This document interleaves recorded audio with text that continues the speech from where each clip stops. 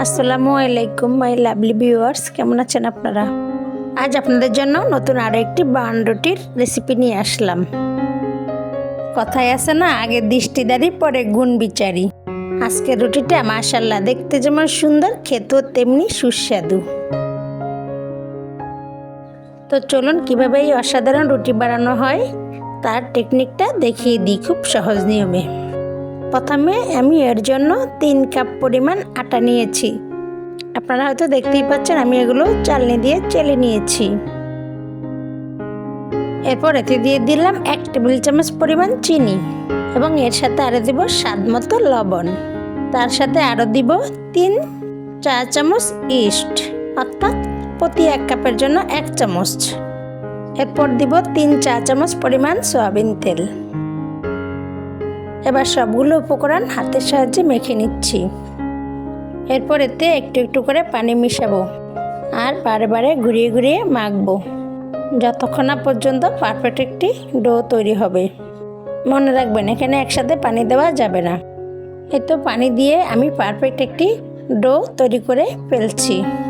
এটা এখনও অল্প একটু শক্ত আছে, কারণ আমি এর সাথে একটু দুধ মিশাবো, তার জন্য পানি একটু কম দিয়েছি। এই তো দুধটা মিশিয়ে নিচ্ছি। গরুর দুধ 3 থেকে 4 চামচ পরিমাণ দিলে রুটির স্বাদটা আরও বেশি দ্বিগুণ বেড়ে যায়। তবে চাইলে পানি বাদ দিয়ে শুধু গরুর দুধ দিয়েও তৈরি করতে পারেন এই ডোটা। আমি খুব কম খরচে সহজ নিয়মে কীভাবে তৈরি করতে হয় তাই দেখিয়ে দিচ্ছি। এবার ডোটা ঢেকে দিব।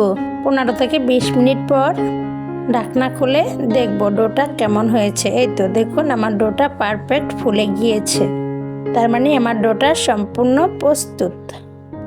এবার আরও একটু ভালোভাবে মথে নিব। তবে এই সময় ডোটা একদম আঠালো আঠালো হয়ে যায়, এর জন্য একটু তেল দিয়ে ডোটা মথে নিতে হবে, তাহলে আঠালো ভাবটা কেটে যাবে। এই তো দেখুন আমার ডোটা একেবারে প্রস্তুত। এবার আমি এর থেকে লুচি কেটে বেলে নিব, তার জন্য অল্প একটু আটা দিয়ে নিয়েছি। আসলে এই রুটিগুলো তৈরি করার জন্য যতটা আপনি মথে নেবেন ততটা সফট এবং স্পঞ্জি হবে বান রুটিগুলো। তো দেখতেই পেলেন আমি সম্পূর্ণভাবে প্রস্তুত করে নিয়েছি। এবার 4টি খণ্ডে ভাগ করে নিচ্ছি এই ডোটাকে, যেহেতু আমি ডিজাইন করব তাই। এবার এর থেকে একটি লুচি নিয়ে একটি রুটি বেলে নিব। তবে রুটিটা গোল হবে না, লম্বাটে আকার করব, কারণ আমার ডিজাইনের জন্য লম্বাটে আকারের একটি রুটি প্রয়োজন। তো আপনারা দেখতেই থাকুন আমি কীভাবে ডিজাইনটি কেটে নিচ্ছি। আমার দেখানো নিয়ম অনুসারে আপনারাও কেটে নেবেন, আপনাদেরটাও খুব সুন্দর হবে। মাশাআল্লাহ খেতেও টেস্টি হয়, অনেক সফট এবং স্পঞ্জি।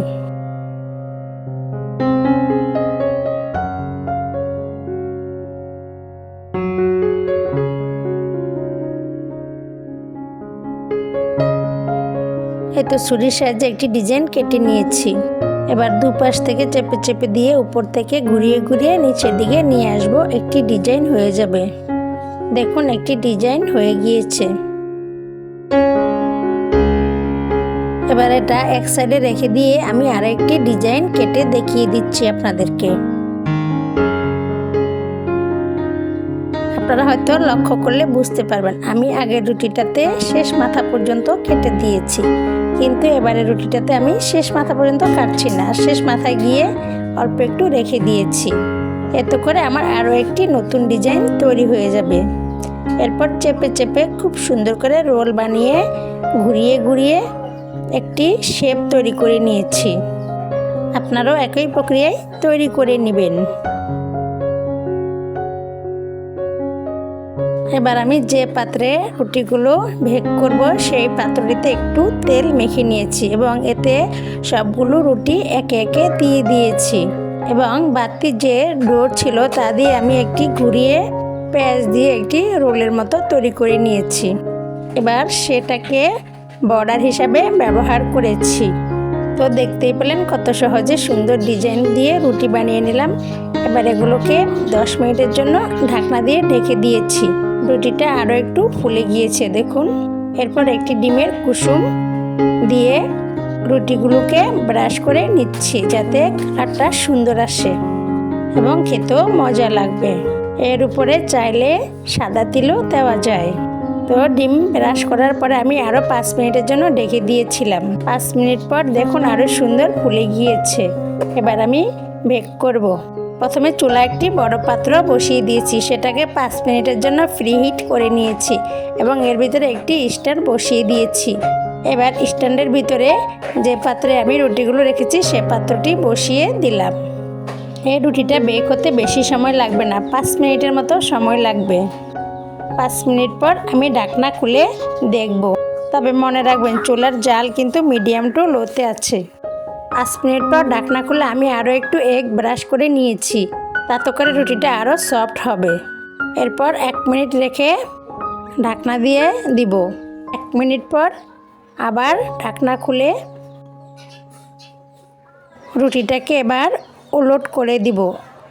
যেহেতু 5 মিনিট হয়ে গিয়েছে তাই আমার দেখুন মাশাআল্লাহ খুব সুন্দর হয়ে গিয়েছে। আমি একটু উলট করে দিয়েছি এবং এরপর আরও 2 মিনিট রাখবো, যাতে করে উপরের পাশে সুন্দর একটা কালার আসে। এই তো দেখুন রুটিটা হয়ে গিয়েছে। এবার আমি নামিয়ে ফেলবো চুলা থেকে। আপনারা হয়তো শব্দ শুনে বুঝতে পারছেন যে রুটিটা কি সুন্দর ক্রাঞ্চি হয়েছে এবং উপরের পাশটা খুব সুন্দর স্পঞ্জি হবে। তো আমি একটি প্লেট দিয়ে উলট করে নিয়েছি। দেখুন মাশাআল্লাহ এর সৌন্দর্য আসলেই সত্যি কথা, আগে দৃষ্টিনন্দন তারপরে গুণ বিচারি। তো দেখুন মাশাআল্লাহ কি সুন্দর সফট স্পঞ্জি হয়েছে আমার রুটিটা। এবার আমার দেখানো নিয়মে আপনারাও বানিয়ে ফেলুন এবং পরিবারের সদস্যদের সাথে পরিবেশন করুন সফট স্পঞ্জি নকশি রুবান রুটি। তো সবাই ভালো থাকবেন, আমার জন্য দোয়া করবেন। আজকের মতো বিদায় নিলাম, আল্লাহ হাফেজ।